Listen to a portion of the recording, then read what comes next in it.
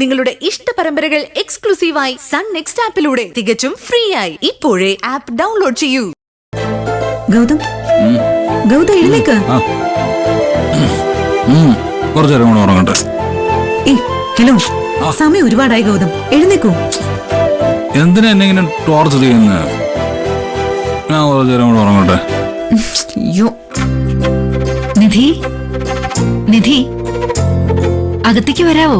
ആ വാ anti.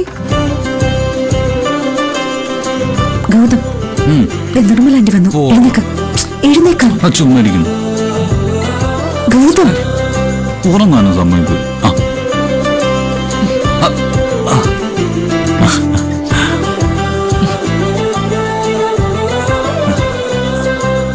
Coffee വന്നല്ലോ.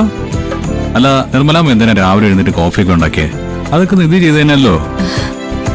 അതിപ്പോ ഞാനുണ്ടാക്കിയാലെന്താ, മരുമോളുണ്ടാക്കിയാലെന്താ, രണ്ടും ഒരുപോലല്ലേ?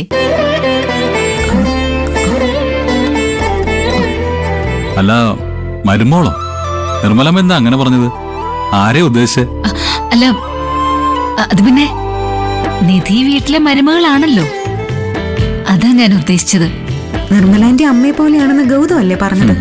അപ്പം നിർമ്മലാന്റിക്ക് ഞാൻ മരുമകളെ പോലെ അല്ലേ? അല്ലേ? അത് ശരിയാ. കോഫി എടുക്ക. അതെ, ആദ്യം പോയി ഫ്രഷ് ആവ്, എന്നിട്ട് കോഫി കുടിച്ചാ മതി. ഉറക്കമുണർന്ന ബെഡിൽ ഇരുന്നുകൊണ്ട് കോഫി കുടിക്കണം. അതിന്റെ പേരാണ് ബെഡ് കോഫി.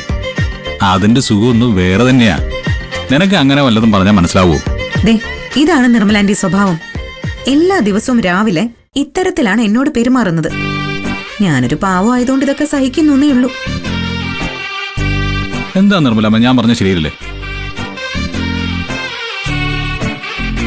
എഴുന്നേറ്റ ഉടനെ തന്നെ ബെഡിലിരുന്ന് തന്നെ ബെഡ് കോഫി അകത്താക്കണ്ടേ? ഇങ്ങതാ.